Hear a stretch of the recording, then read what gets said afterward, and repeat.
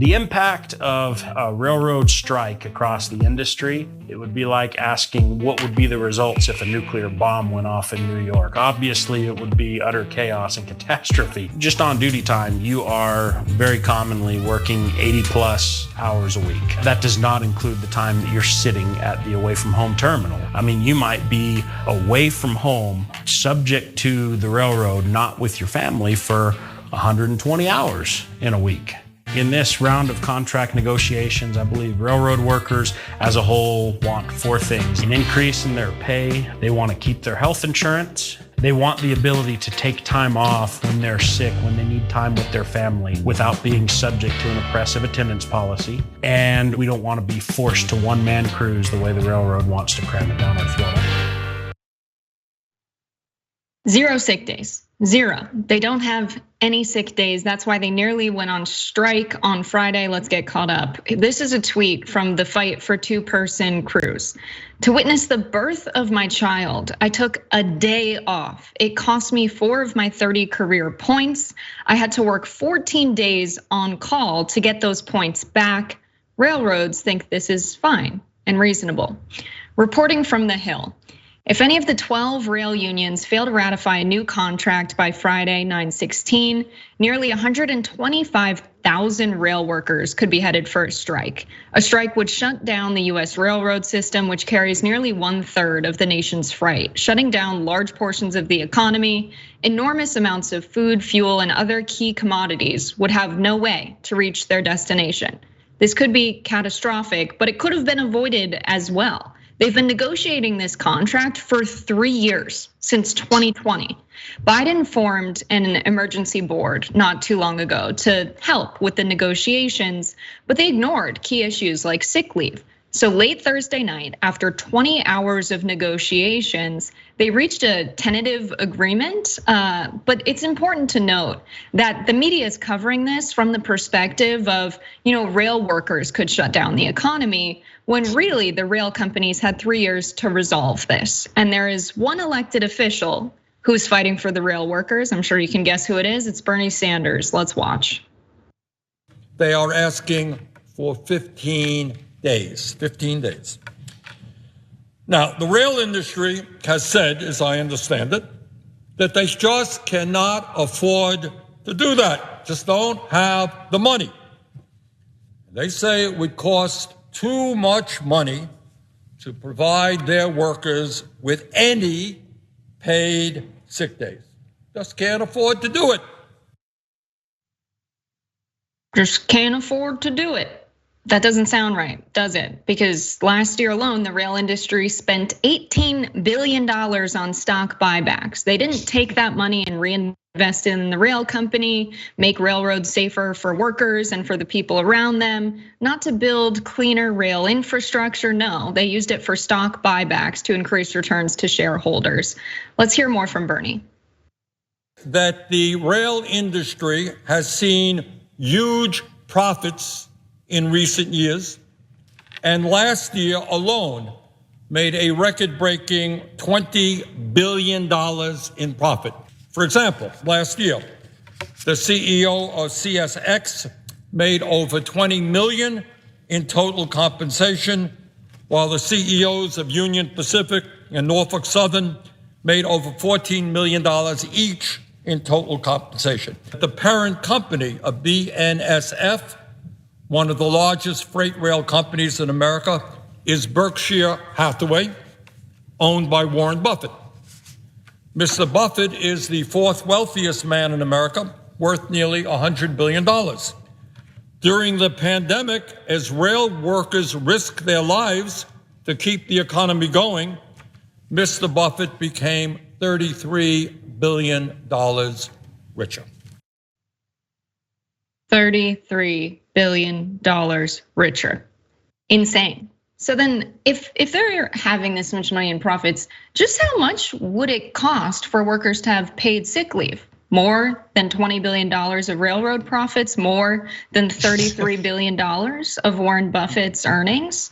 Let's hear from Bernie on that one. Turns out that guaranteeing 15 paid sick days to rail workers would cost the industry a grand total of $688 million a year.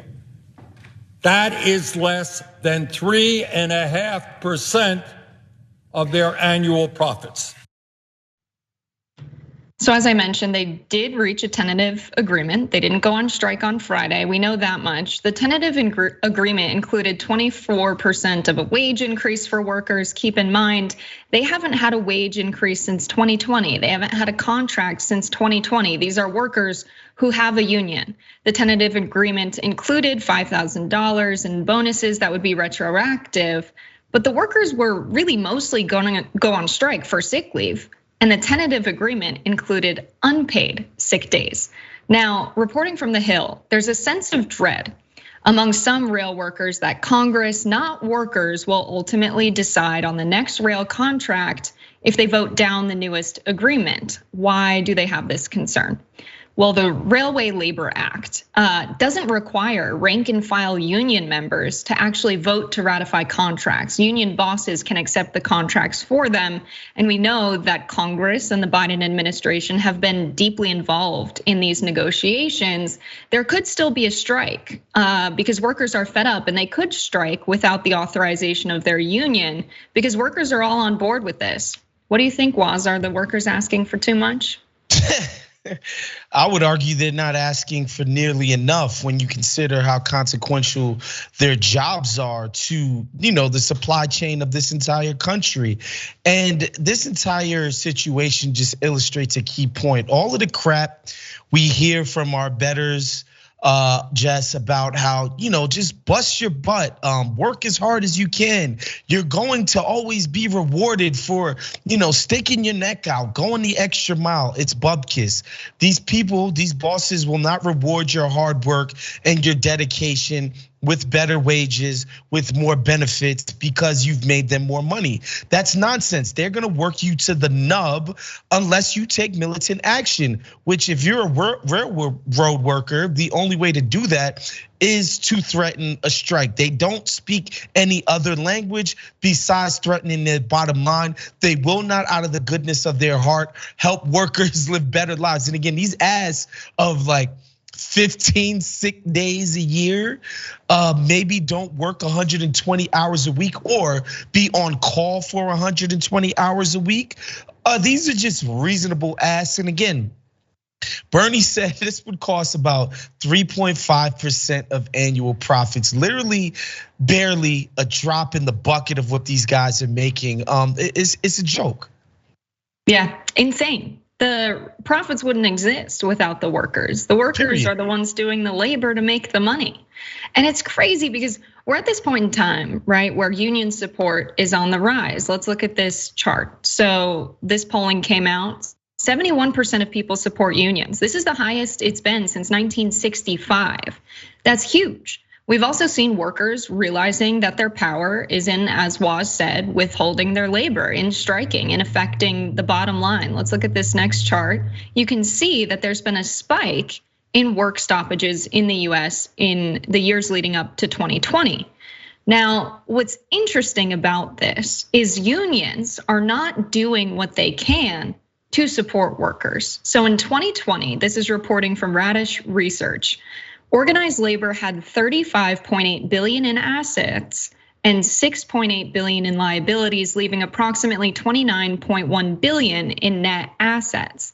That figure has almost doubled since 2020. That growth has been driven, since 2010. And that growth has been driven primarily by increased dues income as wages and salaries rise, as well as investment income. During the same time period, however, there has been no investment in the army of union organizers necessary to meet demand. Let's also keep in mind that these unions have huge strike funds that they're extremely resistant to using. And this is why it's very important that the labor movement has been focused on worker-led unions and having more democratic unions, not having union bosses that are corroborating with the establishment to ensure that corporations' needs are met more often than their workers' needs that they're supposed to represent. Any other thoughts on this, Waz? Yeah, to echo your point, the Teamsters recently had an election where they ousted the incumbent, who, like you said, was extremely cozy with the management and the bosses, and they got somebody else in there. I really do think we're seeing a change in tide in labor and management relationships all across the country. And what I love about this is that it breaks through our highly politicized and polarized times. And these are just bread and butter issues. It doesn't matter where you stand on critical race theory or parent choice or whatever, all these other stupid political wedge issues. It's just about, do you think you deserve dignity when you show up to work? Yes or no? And what I love about these issues is that it strikes through all the nonsense we see in our politics. Yeah, absolutely. I was staff on the Bernie campaign as an organizer in the field, knocking doors every day. And I had an easy time organizing because I kept what I spoke about with these people in Iowa who are very different from the people who grew up in the tri-state area where I'm from. Because I was talking about, I'm talking about exploitation. I'm talking about what we're paid, what our benefits are, how much money corporations are making. When we talk about economic inequality, which is the one thing they don't want us to talk about. They don't want us to talk about how wages are low and we're being exploited every single day. That's why you see Fox and mainstream media pushing these other cultural issues. The way we win people over is by talking about their workplace and what's going on there and meeting them where they're at, which is in their pockets. People are thinking about the bills they've got to pay. They're not thinking about cultural issues like political pundits are. Any last thoughts on this? Well, I was just wondering if they made you like eat a corn dog in front of them to prove your allegiances. Like, how did you earn your stripes in Iowa? That's a great question. I was in the FFA, which is the Future Farmers of America. I went to trade school because my mom was like, we're not gonna be able to afford college. And so because I went to trade school and I was like, the fun thing to do would be the agriculture and be with the animals, I could talk about how I was in the FFA. So I earned my stripes with that. Awesome. Yeah.